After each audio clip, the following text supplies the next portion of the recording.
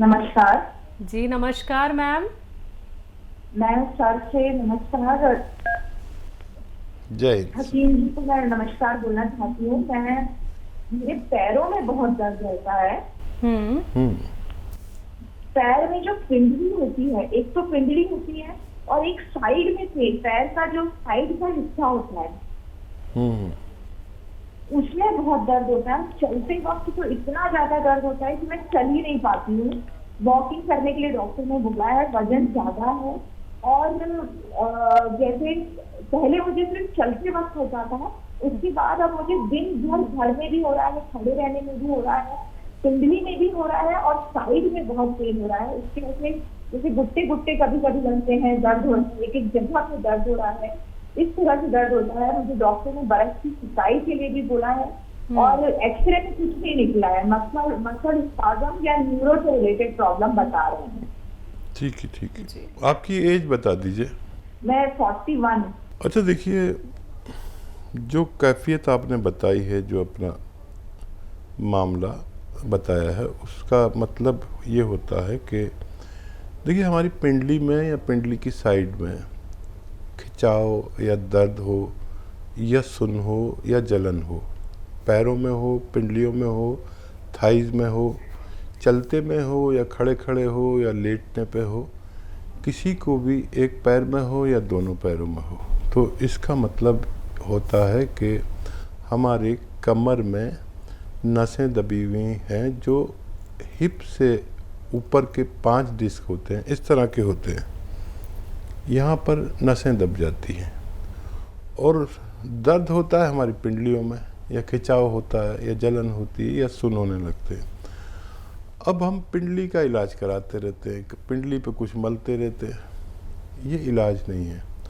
हमें हमारी कमर का इलाज करना होगा, पिंडली अपना आप ठीक होती है। ये मेरा तजुर्बा है। इसे साइटिका कहते हैं। साइटिक नर्व के दबने से ये रोग होता है। आपको समझाने के लिए इसलिए कह रहा हूँ कि लाखों लोग सुन रहे हैं और वो समझ नहीं पाते अपना रोग क्या है। डॉक्टर भी एक्सरे यहाँ का कर देता है। एक्सरे नहीं बल्कि एमआरआई होनी चाहिए और कमर की होनी चाहिए। कमर के हिप से ऊपर जो 5 डिस्क हैं उनकी एमआरआई में पता चलता है कि यहाँ रोग है, लेकिन उसमें 4-5 हज़ार रुपये लग जाते हैं। बहरहाल, आप अगर हमारे साथ जुड़े हुए पहले से तो यकीन करेंगे, नहीं तो फिर आप जो चाहे कर सकते हैं। देखिए, आपके लिए 2-3 बातों की पाबंदी है। एक तो वेस्टर्न टॉयलेट यूज़ करें, ऐसा कुर्सी वाला, ठीक है।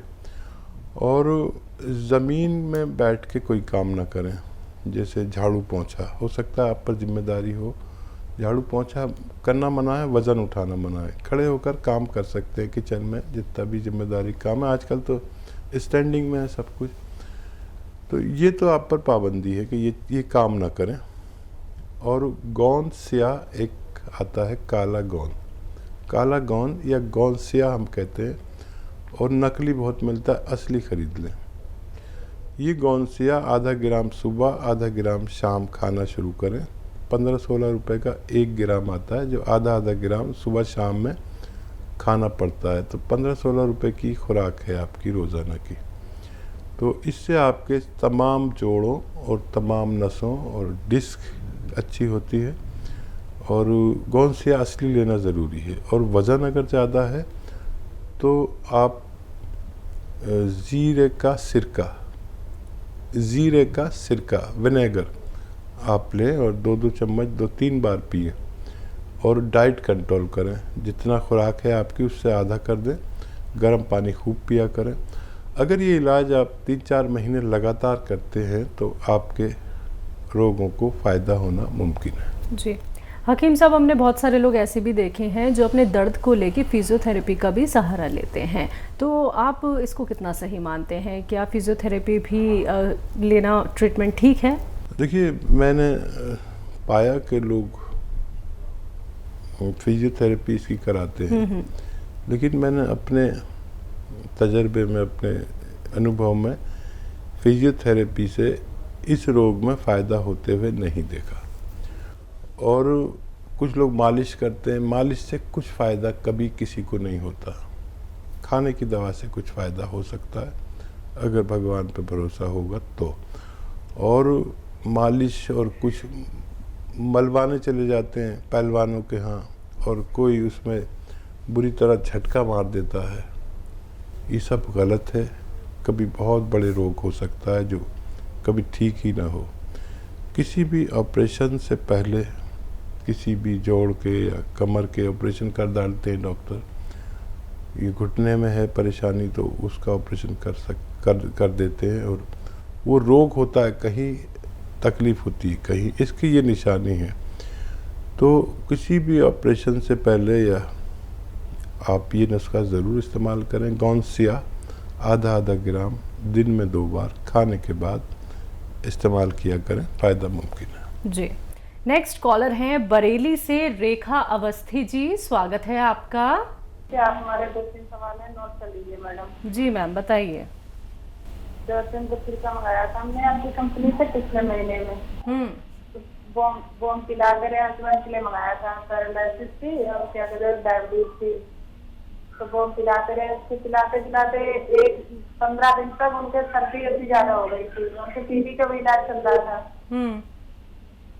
फिर बॉम में पिलाते रहे, तब भी भरोसा था, पिलाते रहे। फिर बाद में बहुत ज्यादा सीने में जकड़न हो गई, बुखार भी आया, तो उनसे फिर उनका रोक दिया, पिलाना बंद कर दिया। फिर बुखार से दवाई एडमिट भी रहे 2 दिन, बुखार की दवाई दी और खांसी सिरप पिलाया, तो खांसी के लिए तो सही है, लेकिन उनकी हथेली और तलवे बहुत गर्म रहते हैं, इतने गर्म रहते हैं कि सोने से भी लगता है कि हाथ जल रहे हैं, इतनी तेजी गर्म रहते हैं।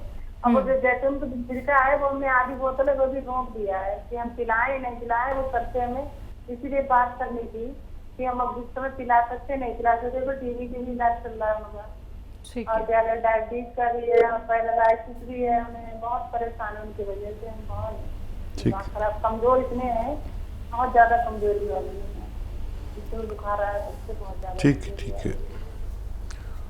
अच्छा देखिए, जिन लोगों को सिरका नहीं चले, और ख़ास तौर पर टीबी के पेशेंट में ये होता है कि फेफड़े की बीमारी है और फेफड़े इम्प्रेस रहते हैं, तो उनको शायद ये नहीं चल पाएगा। तो जिन लोगों को भी देखिए डायबिटीज़ के लिए और कंट्रोल के लिए ये चाहिए, तो वो गोंद चिलगोज़ा लें, 1 चुटकी सुबह 1 चुटकी शाम। तो ये उनके सीने में जकड़न भी नहीं करेगा और जितना कफ है उसे बाहर फेंकेगा, और ये बेहतर है, डायबिटीज़ कंट्रोल करता है ये। और अगर फालिज, लकवा और टीबी है तो 1 चुटकी खाने का सोडा और 1 चुटकी नमक जैतून 2 गिलास पानी मिलाकर दिन में 1 बार दे दिया करें। तो इससे चर्बी कम होती है, कोलेस्ट्रॉल कम होता है, ब्लड प्रेशर कंट्रोल होता है, और बहुत फ़ायदा मुमकिन है। उनको ये ना दें और ये कोई और शख्स ले ले, आप इन्हें इस तरह से इलाज करें तो फ़ायदा मुमकिन है। जी, औरंगाबाद से हैं शेख यूसुफ जी, स्वागत है आपका। हाँ अकील साहब को हमारा अस्सलाम वालेकुम। वालेकुम अस्सलाम। सर मैंने आपसे जो है तो चुलगोजे का गोंद मंगाया था और तुम्हारे क्या बोलते हैं गोंद मोरिंगा, तो बच्चे गोंद मोरिंगा खाए तो कितने दिन खिलाना आप हमको बोलो अवश्य, और चुलगोजे का गोंद कितने दिन खिलाना है वो भी मालूम करो हमको। और एक सवाल है हमारा कि जो है तो बच्चा दिन भर अगर भूखा रहा तो दिन भर भूखे रहने में उसको मछली होती, सर में दर्द होता, उल्टियाँ होती, नल टाइट हो जाते और इतनी तकलीफ होती कि मतलब 2 दिन 3 दिन बहुत परेशान रहता, एक दिन भर अगर खाना नहीं खाया तो। बच्चे की उम्र बताइए। बच्चे की उम्र है 35 साल। अच्छा, और गोंद मोरिंगा जो खाते हैं उनकी उम्र कितनी है? हाँ वो एक बच्चा है 4 साल का, एक बच्चा है 4 साल का, एक बच्चा है 5 साल का, एक बच्ची है 3 साल की। वो खजूर और अंजीर के साथ में जूस के अंदर दे रहे उनको, भूख नहीं लगती, खाना नहीं रखता बोल के आपने बोले थे। ठीक है जी। देखिए उनको लंबे वक्त तक भी दे सकते हैं और आधा ग्राम ही दें, छोटे बच्चे हैं और तीनों को दे सकते हैं। और ज़्यादा वक्त तक भी दे सकते हैं। ये नुकसान कभी नहीं करता और इससे इनकी ग्रोथ होनी चाहिए और इनकी लंबाई बढ़नी चाहिए, इनको भूख लगनी चाहिए। और देखिए, अगर पूरे दिन तो खाना मैं नहीं खाऊंगा तो मुझे भी यही हालत होगी। तो खाना खाना तो ज़रूरी है और अपने खानों में अदरक, लहसुन, ज़ीरा खूब ज़्यादा कसरत से डाला करें ताकि इनकी भूख खुले, इनकी सेहत अच्छी हो। और तो कोई सवाल नहीं था ना इनका?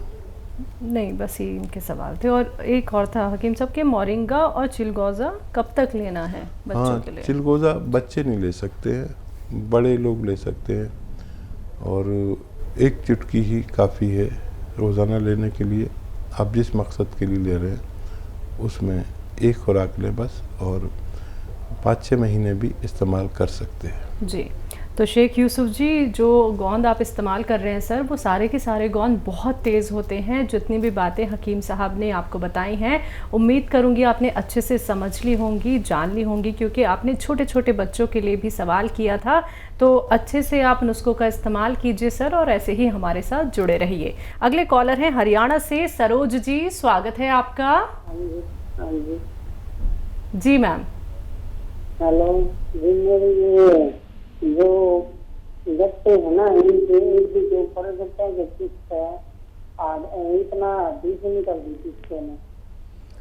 सरोज जी, कुछ समझ नहीं आ रहा। पेन हो है जी, कल करने सकती है, ये गट्टे पूरे सूज रहे, चल नहीं पाती हैं। आप पैरों की बात कर रही हैं, पैर के गट्टों की? हाँ, पैरों की कर रही है जी।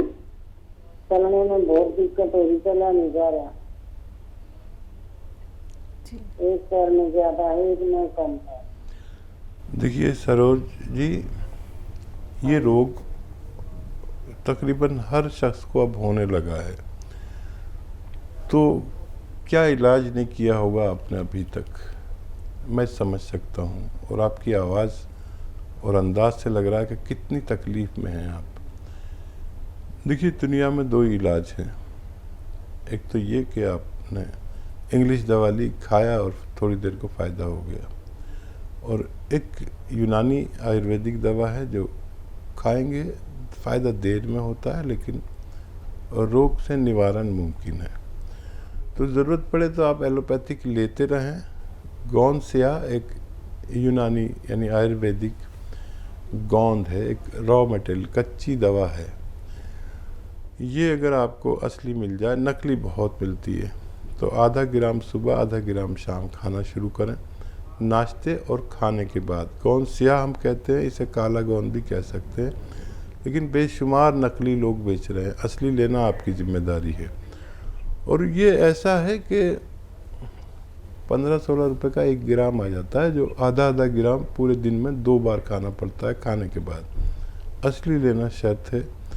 और ये 100 ग्राम भी असली मिल गया तो आपके रोग के लिए काफ़ी होना चाहिए। असली लेने की कोशिश करें और याद रखें, अगर ये आप शुरू करें, वैसे भी नहीं भी शुरू करें, तो वेस्टर्न टॉयलेट, एक कुर्सी वाला शौचालय यूज़ करें। आप मेहनती लग रही हैं मुझे, अपनी अंदाज से और बात से मेहनत छोड़ दें। झाड़ू पोंछा नहीं करना है, वज़न नहीं उठाना है और वेस्टर्न टॉयलेट यूज़ करना है। अगर आप ऐसा करते हैं तो आपको फ़ायदा होना मुमकिन है। जी, तो मैम दुआ यही है कि ये जो आपकी दर्द भरी आवाज़ थी, अब आने वाले वक्त में, यानी कि जब आप नुस्खे हकीम साहब के अपनाएंगी, जब आपको थोड़ा थोड़ा करके आराम मिलने लगेगा, तो मैम हमें ज़रूर बताइएगा उस मुस्कान के साथ कि आपको कितना आराम मिल गया है। दुआ हमेशा दर्शकों, आप सभी दर्शकों के लिए यही रहती है कि आप लोग बड़ी से बड़ी बीमारी से बच जाएं, लेकिन खुद का ख्याल खुद ही रखना होता है। हकीम साहब सिर्फ आप लोगों को मशवरा दे सकते हैं, आप लोगों को नुस्खे बता सकते हैं, आपको ही उनका इस्तेमाल करना होगा एहतियात के साथ। हर एक बात को समझने के बाद ही नुस्खे अपनाइएगा। कोई भी क्वेरी करना चाहते हैं, हेल्पलाइन नंबर 24 आवर्स आप लोगों के लिए अवेलेबल है। आप लोग वहां पे कांटेक्ट कर सकते हैं, जहां पे आपकी बात होती है हमारे एक्सपर्ट डॉक्टर्स की एक पूरी टीम से। अगले कॉलर हैं विमला जी, स्वागत है आपका। हेलो।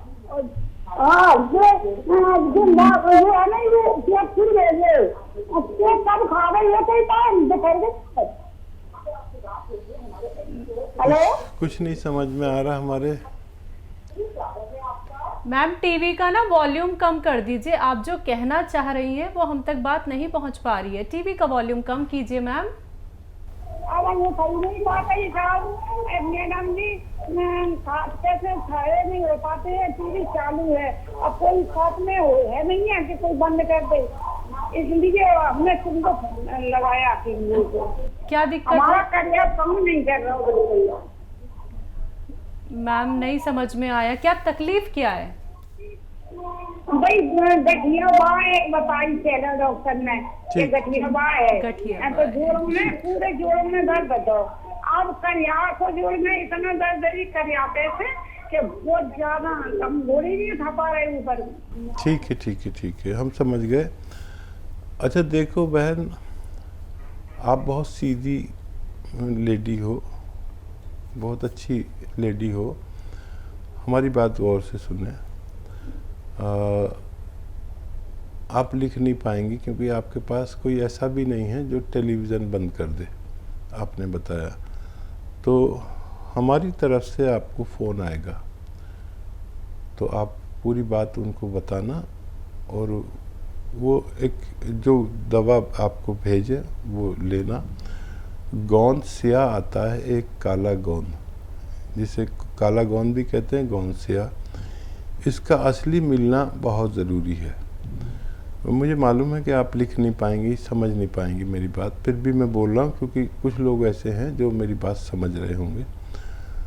तो ये ले लीजिए, और आधा ग्राम सुबह आधा ग्राम शाम, नाश्ते और खाने के बाद खाना शुरू करें। अगर ये असली मिल गया आपको 100 ग्राम भी, तो आपको फ़ायदा होना मुमकिन है जी।